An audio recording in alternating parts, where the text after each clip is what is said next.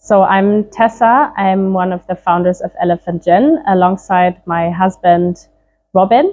And we started Elephant Gin 10 years ago.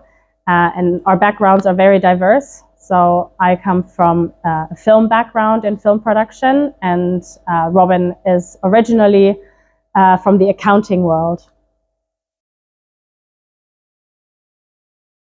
So the idea started with our travels through Africa.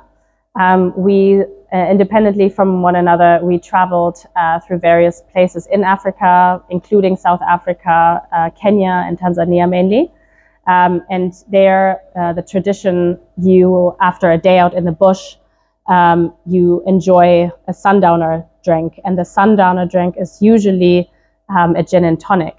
And we also discovered various different plants and botanicals there, and we thought it would be a great way of transporting our experiences that we had in Africa, to take them back home in form of a gin and relive the sundowner moments in Europe.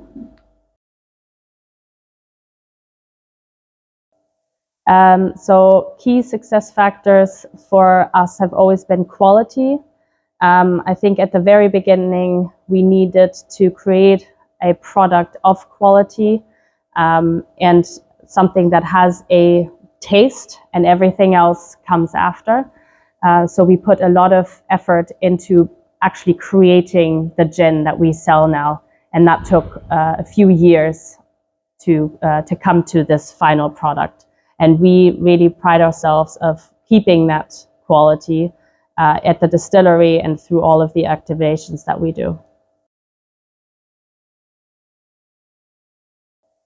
So we've always been connected to the on-trade communities. We've always, from the very beginning, collaborated with different bars and bartenders from the field, and to see what trends are currently going, where the flavors are going, playing around a lot with different flavors in cocktails, but also in distillation processes. So we work very closely with the on-trade community and people within the on-trade that we can trust to create our products. So from the very first bottle, we've been giving 15% of bottle profits to different elephant conservation projects. This is a key factor of Elephant Gin, that we also work in conservation, and we select certain projects that we have a personal relationship with. So we would have met these foundations on the ground in Kenya or South Africa or Botswana, or wherever we have projects going, and we also visit them twice a year to make sure that the money that we donate actually goes to the project that we set it out for. And all of our projects have a beginning and an end, so it's not just giving money into one thing continuously. Okay, I think Elephant Gin is an international brand. Yes, it has a home in Germany, but it also has the ties to Africa. So we've always worked on international levels. But again, what it's important for us that we know the people that we work with in different markets.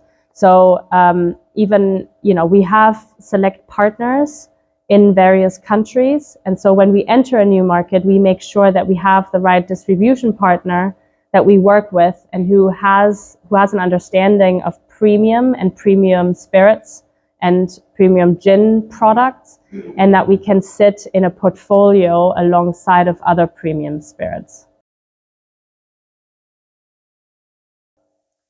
In Italy or in Europe generally, I think the trend has been that there's a lot of gin brands coming out all the time. There's a hype, and there's hypes in different European countries at different times. And some are leveling off, some are still going, and some are declining. And I think the important thing is to stay alive.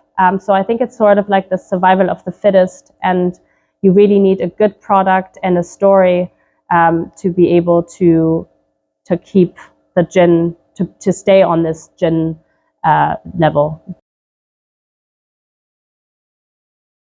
yeah, I do believe that this, yes, it's a growing trend, but it's also something that needs to be maintained. And I do believe that we see a sustainability movement, not only in the spirits industry or the food and beverage, but it's all encompassing in everything. And I do believe that it needs to remain a big, a major factor. I think for us, this is a major win because we finally have a home within a home. And I think that it opens up more knowledge to us, more people that we can bounce ideas off, more help where Robin and my knowledge completely ends. We don't come from the spirits industry. We don't have that background.